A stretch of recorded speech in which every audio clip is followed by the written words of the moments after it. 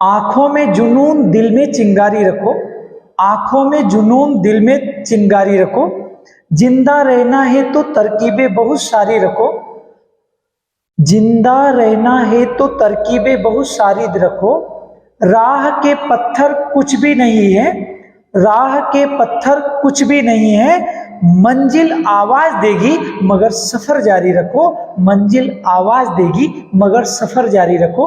इसी के साथ आज हम शुरुआत करते हैं पदभेद में। ये हमारी दूसरी कक्षा है और पहली कक्षा में हमने पदभेद में 3 प्रकार पढ़े थे व्युत्पत्ति के आधार पर, रूढ़ शब्द, यौगिक शब्द, योग रूढ़ शब्द। आज हम पढ़ने जा रहे हैं उत्पत्ति के आधार पर पदभेद। हमने पिछली कक्षा में व्युत्पत्ति के आधार पर पदभेद पढ़े थे। व्युत्पत्ति के आधार पर पदभेद थे 3, रूढ़ शब्द, यौगिक शब्द, योग रूढ़ शब्द, और उत्पत्ति के आधार पर आज हम पढ़ने जा रहे हैं। तो शुरू करते हैं उत्पत्ति के आधार पर पद के भेद। देखिए, उत्पत्ति के आधार पर पद के जो भेद होते हैं वो कितने होते हैं? 4। समझिएगा, उत्पत्ति के आधार पर जो पद के भेद होते हैं वो कितने होते हैं? 4। ठीक है। अब 4 की बात करें तो आप ऐसे याद रखना, पहले तत्सम शब्द, दूसरे पे तद्भव शब्द, तीसरे पे देशज शब्द, चौथे पे विदेशज शब्द। पहले पे तत्सम, दूसरे पे तद्भव, तीसरे पे देशज, चौथे पे विदेशज या विदेशी। अब बात करते हैं, चारों को समझते हैं। देखिए, पहले आते हैं तत्सम शब्द। तो संस्कृत भाषा के ऐसे शब्द जो बिना परिवर्तन के हिंदी में स्वीकार कर लिए जाते हैं उन्हें तत्सम शब्द कहते हैं। संस्कृत भाषा के ऐसे शब्द जो कुछ परिवर्तन के बाद हिंदी में स्वीकार कर लिए जाते हैं उन्हें तद्भव शब्द कहते हैं। तीसरा आता है देशज शब्द। तो ग्रामीण शब्दावली के या ग्रामीण जन समुदाय के शब्द जिन्हें हिंदी की बोलियों में प्रयोग में लिया जाता है उन्हें देशज शब्द कहते हैं। इसके बाद चलते हैं विदेशी शब्द। तो विदेशी भाषा जैसे अंग्रेजी, तुर्की, जापानी, पुर्तगाली, अरबी, फारसी, इन भाषाओं के ऐसे शब्द जो हिंदी में प्रयोग में लिए जाते हैं। किसमें प्रयोग में लिए जाते हैं? हिंदी में। उन्हें विदेशी शब्द कहते हैं। अब हम एक एक को समझते हैं। मैंने चारों का परिचय आपको करा दिया। अब हम एक एक के बारे में जानकारी प्राप्त करते हैं। ये कक्षा वास्तव में कंपटीशन की दृष्टि से देखी जाए तो इतनी इंपॉर्टेंट है। कहते हैं बहुत सारे कि प्रश्न कहाँ से आते हैं। प्रश्न आते यही से हैं मगर हमें समझ नहीं आता। कारण इसके पीछे एक है, क्योंकि सही चीज जहां मिल रही है फिर भी लोगों को लगता है कि यार ये क्या बताएगा, खुद इसको ही नहीं आता है सही से, तो ये क्या बताएगा। बस यही चीज हमारे अंदर हमें और कमियां दे रही है। क्यों? क्योंकि हमारे अंदर ईगो है और वो ईगो हमें गिराता है। इसलिए मैंने कहा ना कि आंखों में जुनून दिल में चिंगारी रखो, आंखों में जुनून दिल में चिंगारी रखो, और जिंदा रहना है ना तो तरकीबें बहुत सारी रखो। राह के पत्थर कुछ भी नहीं है, मंजिल आवाज देगी मेरे दोस्त, मगर सफर तो जारी रखो, मगर सफर तो जारी रखो। आप तो बीच सफर से ही भग जाते हैं, बीच सफर से ही भग जाते हैं। और कहते हैं ना, वो गाना भी तो है कि वादा किया तो तुम वादा निभाना, वादा किया तो वादा निभाना। अगर लक्ष्य पाना है तो दृढ़ हो इरादा, तभी लक्ष्य पा सकते हैं, अन्यथा नहीं पा सकते। कहते हैं ना कि मंजिल क्या रास्ता क्या, जब हौसला हो तो फिर फासला क्या। बिना लक्ष्य के आदमी मेहनत करे तो वो भी बेकार है, और मंजिल पर निगाह है तो जरूर मंजिल पाते हैं। कि सीढ़ियां उन्हें मुबारक हो जिन्हें छत तक जाना है, हमारी मंजिल आसमां है, रास्ता हमें खुद बनाना है। मंजिल मिले न मिले ये मुकद्दर की बात है, मगर हम कोशिश भी ना करें मेरे दोस्त ये गलत बात है। कल क्या होगा किसने देखा, कल किसने है जाना, आज की बात करो, आज की बात करो, यही तो है बिल्कुल एक तरह का इम्तिहा। अगर आप आज पे टिक करके बात करते हैं तो सब कुछ सही होगा। वर्तमान में चलो, भविष्य किसने देखा है। करें शुरू। तो हम पढ़ते हैं सबसे पहले तत्सम शब्द। पहली बात ये याद रखिएगा, उत्पत्ति के आधार पर शब्द कितने प्रकार के होते हैं, 4। कितने, 4। पहले कौन से, तत्सम शब्द। पहले कौन से, तत्सम शब्द।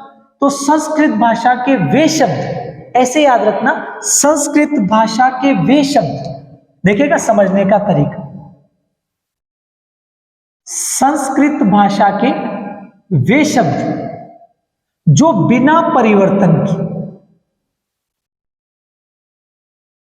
बिना परिवर्तन के किसमें स्वीकार किए जाते हैं, हिंदी भाषा में। देखिए संस्कृत भाषा के वे शब्द जो बिना परिवर्तन के हिंदी भाषा में प्रयुक्त होते हैं उन्हें तत्सम शब्द कहते हैं। मैंने आपको शॉर्ट में समझाया कि संस्कृत भाषा के ऐसे शब्द जो बिना परिवर्तन के किसमें काम में लिए जाते हैं, हिंदी में। किसमें, हिंदी में, उन्हें तत्सम शब्द कहते हैं। जैसे मैं बात करूं, आशा, आशा, चंद्र, अंध, दुग्ध, अग्नि, गोधूम। अब ये शब्द कैसे हैं, तत्सम शब्द हैं। क्यों, क्योंकि संस्कृत भाषा के। देख लीजिएगा, आशा, जबकि हिंदी में क्या होता, आशा, तद्भव क्या बनेगा, आशा। चंद्र तो क्या बनेगा, चांद। अंध तो क्या बनेगा, अंधा। दुग्ध तो क्या बनेगा, दूध। अग्नि का आग, गोधूम का गेहूं। अब समझिए ढंग से, तद्भव शब्द। संस्कृत भाषा के वे शब्द, संस्कृत भाषा के वे शब्द जो कुछ परिवर्तन के साथ, कुछ परिवर्तन के साथ किसमें स्वीकार किए जाते हैं, हिंदी भाषा में। किसमें स्वीकार किए जाते हैं, हिंदी भाषा में। देखिए संस्कृत भाषा के वे शब्द जो थोड़े बहुत परिवर्तन के साथ हिंदी में प्रयुक्त होते हैं उन्हें तद्भव शब्द कहते हैं। मैंने भी यही समझाया, देखिएगा किस, संस्कृत की वे शब्द जो कुछ परिवर्तन के साथ हिंदी में स्वीकार किए जाते हैं उन्हें तद्भव शब्द कहते हैं। जैसे, अब आपके मन में आ रहा होगा, जैसे देखिएगा कैसे, आशा, आशा, आशा, तो आशा का तद्भव क्या होगा, आशा। चंद्र, चंद्र का तद्भव क्या बनेगा, चांद। ये चांद कोई दीवाना है, ये चांद कोई दीवाना है, पढ़ने वाला ये पुराना है, मंजिल का ना इसको ठिकाना है, ये पढ़ने वाला पुराना है, मंजिल का इसे न ठिकाना है, मंजिल ये जरूर ये पाएगा, पर ठोकर कितनी खाएगा। हमने न जाने कितनी ठोकरें खाई, और खाना जरूरी है क्योंकि बिना परिस्थितियों के मजा नहीं आता। कहते हैं ना कि कीचड़ में कमल खिलता है, कमल में कीचड़ नहीं खिलता। मेरे दोस्त ये जिंदगी बहुत बड़ी है, हार मत मान, एक ना एक दिन तुझे मंजिल जरूर मिलेगी। इसलिए कहते हैं ना कि बीच सफर में साथी मुझे नहीं छोड़ना, किसको, मंजिल को, वादा किया तो वादा करके निभाना, मंजिल हमें पाना साथी, मंजिल हमें पाना। अगर मंजिल पानी है तो बीच में मत छोड़ना। अगर आपने सोचा कि अरे यार क्या हो रहा है यार, तो भाई साहब वहीं आप हार गए। जहां हारे वहीं आपका मंजिल आने वाली थी वहीं जाके आप हारे। इसलिए मैं कहता हूं कि बीच सफर में साथी मुझे मत छोड़ना। मुझे मतलब मंजिल को, किसको? मंजिल को। आशा, तो आशा, चंद्र, चांद, अंध, अंध, तो अंध का क्या हो जाएगा? अंधा। अंध का क्या हो जाएगा? अंधा। कहते हैं ना कि इश्क अक्सर अंधा होता है। ये तो करने वाले को ही पता है इश्क की कैसा होता है, पर लोग कहते हैं कि इश्क अंधा होता है। तो समझिएगा, अंध, तो अंध का क्या बनेगा? अंधा। मैंने शायद यहां नहीं लिखा, दुग्ध। अब ऐसे ही दिख रहा है यार, ये तत्सम शब्द है, तो दुग्ध का क्या बनेगा? दूध। अग्नि, अग्नि का क्या बनेगा? आग। शायद यहां नहीं लिखा होगा, नहीं लिखा, तो अग्नि का बनेगा आग। गोधूम का बनेगा गेहूं। और शब्द देखें तो खेत, क्षेत्र, तो यहां बन जाएगा खेत। उष्ट्र, तो यहां बनेगा ऊंट। अगर यहां उष्ट्र लिखेंगे तो यहां ऊंट बन जाएगा। तो ये जो शब्द हैं ये हैं तद्भव। कौन से शब्द हैं? तद्भव शब्द। अब आगे चलते हैं। देशज शब्द, देशज शब्द, अब इसको तो सीधा है यार, ग्रामीण अंचल के शब्द, ग्रामीण अंचल के शब्द, ग्रामीण अंचल के शब्द। कहने का मतलब जो शब्द ग्रामीण जन समुदाय के द्वारा निर्मित होकर हिंदी की बोलियों के माध्यम से हिंदी भाषा में आए हैं वे देशज शब्द कहलाते हैं। जैसे गाड़ी, क्या? गाड़ी, हम कहते हैं ना गाड़ी, बैलगाड़ी, रेलगाड़ी। रेल अलग है भाई साहब, रेल शब्द अंग्रेजी मतलब विदेशी शब्द है, पर गाड़ी, गाड़ी देशज शब्द है। गाड़ी कौन सा है? देशज शब्द। लोटा देशज शब्द। जूता देशज शब्द। बूटा देशज शब्द। खुरपा देशज शब्द। डोर देशज शब्द। डोरी देशज शब्द। ढेर देशज शब्द आदि। अब बात करते हैं विदेशी शब्द। तो ऐसे शब्द जो विदेशी भाषाओं से ग्रहण किए गए हैं और कुछ परिवर्तन से हिंदी में स्वीकार किए जाते हैं उन्हें विदेशी शब्द कहते हैं। जैसे जो शब्द विदेशी भाषाओं जैसे अंग्रेजी, अरबी, फारसी, चीनी, पुर्तगाली आदि से हिंदी में आ गए हैं। किन किन से? अंग्रेजी, फारसी, अरबी, पुर्तगाली, चीनी, जापानी आदि भाषाओं से किस में आ गए हैं? हिंदी में आ गए हैं। उन्हें विदेशी शब्द कहते हैं। उन्हें क्या कहते हैं? विदेशी शब्द। जैसे जैसे हम कहते हैं ना कोट, कोट, पैंट, बेगम, बेगम बगैर भाषा किस काम का। अब बेगम मतलब विदेशी शब्द है। ताश, कुर्सी, इनको देखते हैं। जैसे कोट और पैंट विदेशी शब्द है।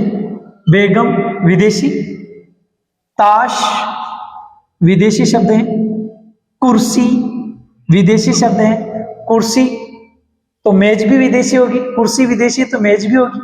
और तोप, बहुत सारे धमकी देते हैं ना, तोप से उड़ा दूंगा, है? तो विदेशी शब्द। चाकू, चाकू मार डालूंगा विदेशी शब्द। तौलिया विदेशी शब्द। स्टेशन विदेशी शब्द। टेलर विदेशी शब्द। हुक्म विदेशी शब्द। मेज विदेशी शब्द। लाश विदेशी शब्द आदि जो है ये विदेशी शब्द है। हमने इस कक्षा में पढ़ा उत्पत्ति के आधार पर, उत्पत्ति के आधार पर पदभेद कितने होते हैं? 4। पहला तत्सम, दूसरा तद्भव, तीसरा देशज, चौथा विदेशी। तत्सम संस्कृत भाषा के वे शब्द जो बिना परिवर्तन के हिंदी में स्वीकार किए जाते हैं उन्हें क्या कहते हैं? तत्सम। उन्हें क्या कहते हैं? तत्सम। जैसे अग्नि, दुग्ध, घृत, गोधूम, ऐसे।